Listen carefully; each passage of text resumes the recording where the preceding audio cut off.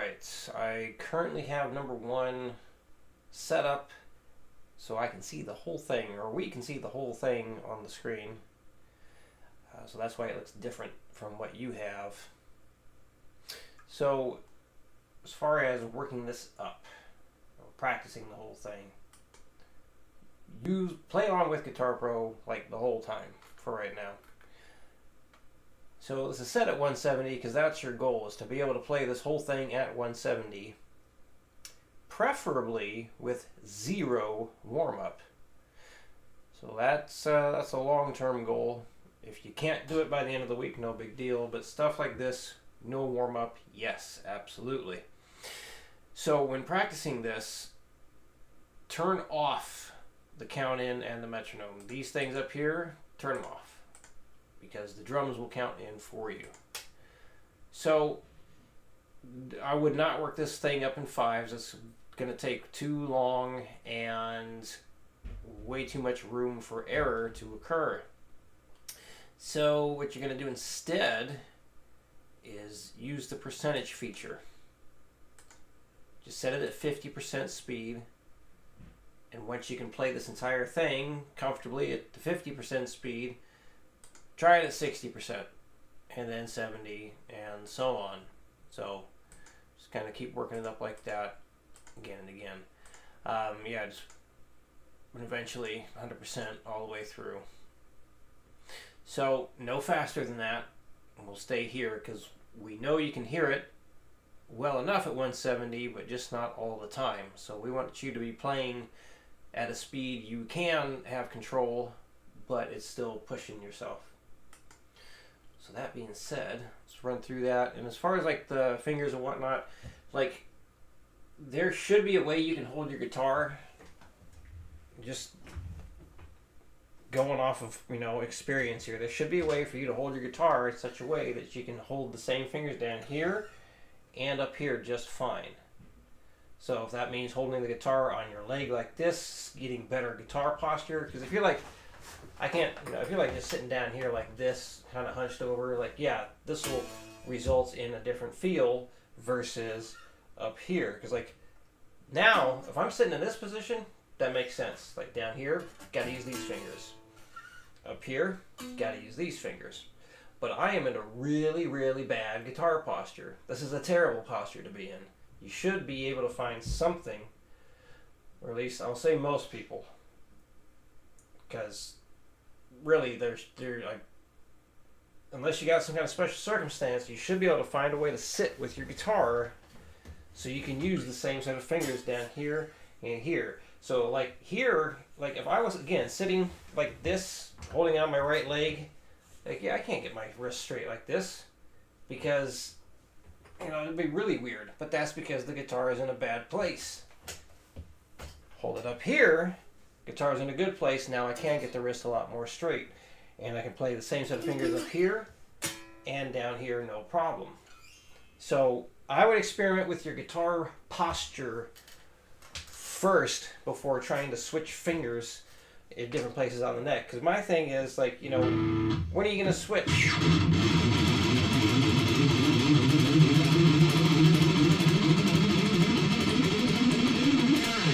Like, you use the same set of fingers as much as you can for everything.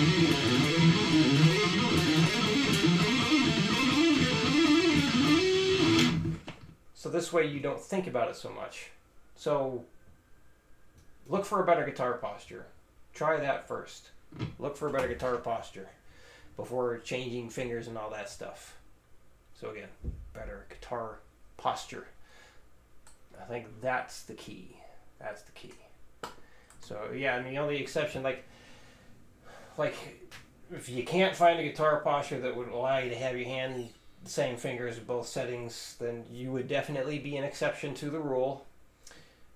But if you have no existing injuries, or you had any injuries in the past, like if nothing's ever happened, you should, I would imagine, be able to find a place or find a way to hold the guitar in order to use the same fingers high and low. So anyway, hope that makes sense, because we want to simplify things as much as possible. We don't want to have to keep changing fingers up just because we're on a different set of frets. There are exceptions to, you know, playing with like a different set of fingers, but that's really like riff or lick dependent. But we're not doing anything right now that really would call for that. So we can talk more about that next time, if I can remember. But let's get to this. I'll play this at like a half speed first. Let's see, so that would be, that's 85. Let's run through the 85 and then full speed at the 170. So I'm just going to play with the metronome here. All right. 1, 2, 3, 4.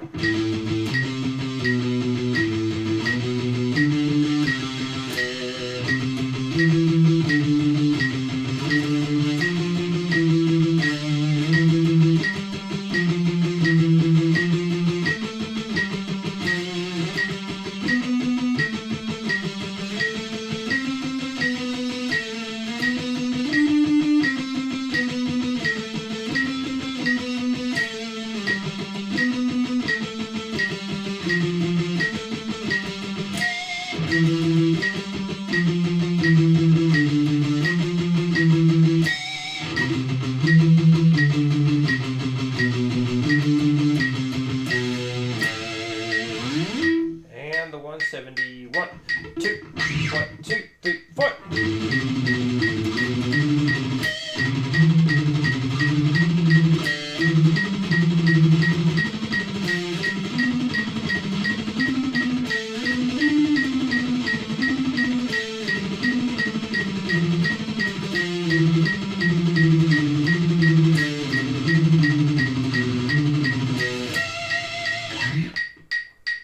So yeah, like a speeds like this, you know, mentioned like you should be able to like sing it, and it's definitely possible. So what I mean by that, something like 1 and a 2 and a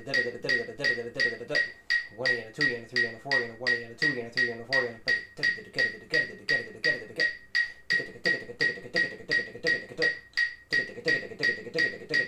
it's like something where you can like make like a percussive singing along with it.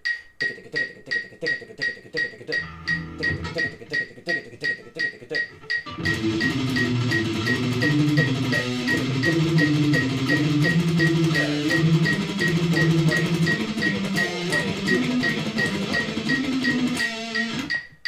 can definitely count things pretty dang fast if you practice it. So yeah, when you can hear it at those speeds and like actually make sense of it, you know, well, that kind of has to happen in order to be able to play it. Because if you can't hear it and feel it out properly, you're just not going to be able to do it. But yeah, that's why we work it up nice and slow, and only go on when we are 100% dead on certain we nailed it. All right, yeah, and yeah, sometimes you feel like you did nail it, and then you just end up not. That's a tough one. That's when you just need what you got, you know, someone to listen to it and let you know if it was right or not, or also you know, listening back to the video slowed down just to ensure you got it right. But anyway, here we go.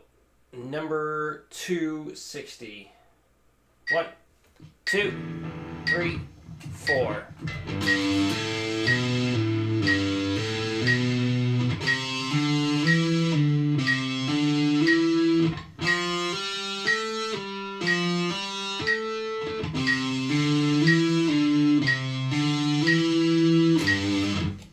Yes, this will be a pain in the ass. So hopefully you don't get too frustrated with it. 120. 1, 2, 3, 4. And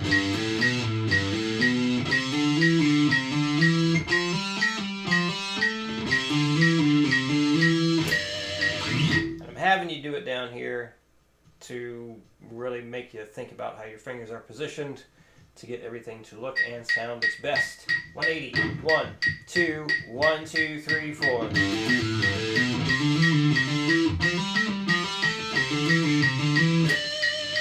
240. 1, 2, 1, 2, 3, 4.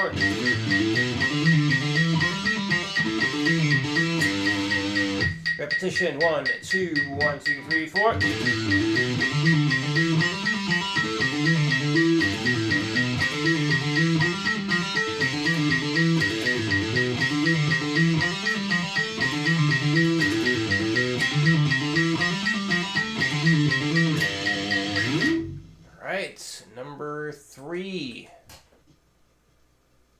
60. 1, 2, 3, 4.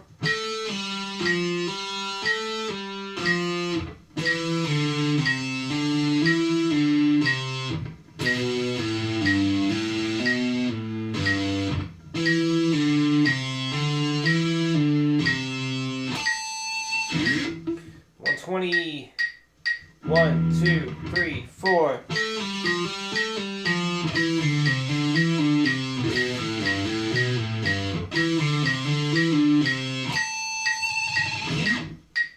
$180. 1, 2, 1, 2, 3, 4.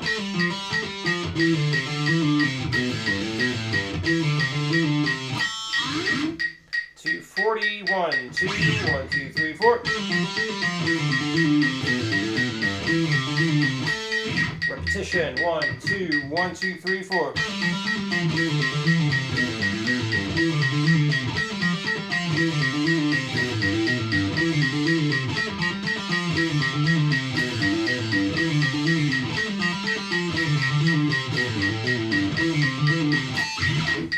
Just be careful doing that one. That big ass stretch, you could strain yourself if you push too hard too long. So take breaks. Just get where you can with it. But yes, get the muting. The muting's the big thing here. Just making it sound good. Because if you do it okay down here, move it up to the higher frets, you'll be doing way better. Much easier. So lots of challenge for the number 2 and 3.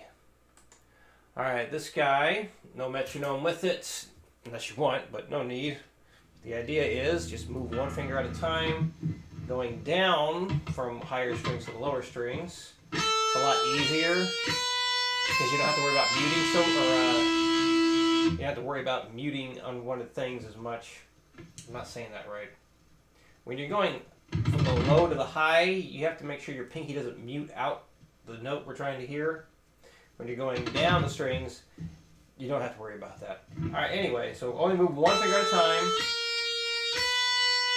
So by the time you finish that first bar, you should have all 4 fingers down. And then just move your index, middle, ring, pinky.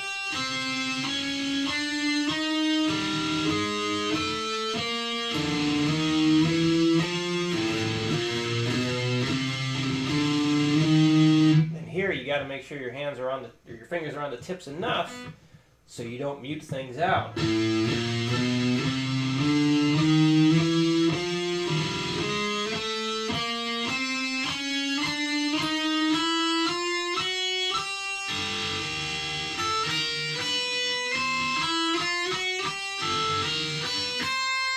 You could do it down here as well. It would be more challenging.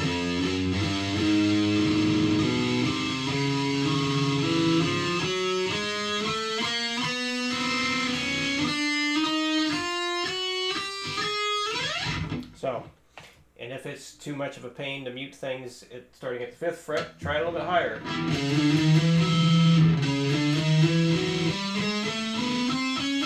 You might find it easier on the smaller frets. But if you want more of a challenge, play it down lower. So you just run through that a few times a day would be great for like a warm-up. And then this thing here, yep, so just start working on this for the next memorization thing. So the previous one, going up 6 strings, down 6 strings, done. We are done with that. Just start focusing on the newest one, okay? It all ties in together. All right, any questions? Let me know. I'll see you again next week.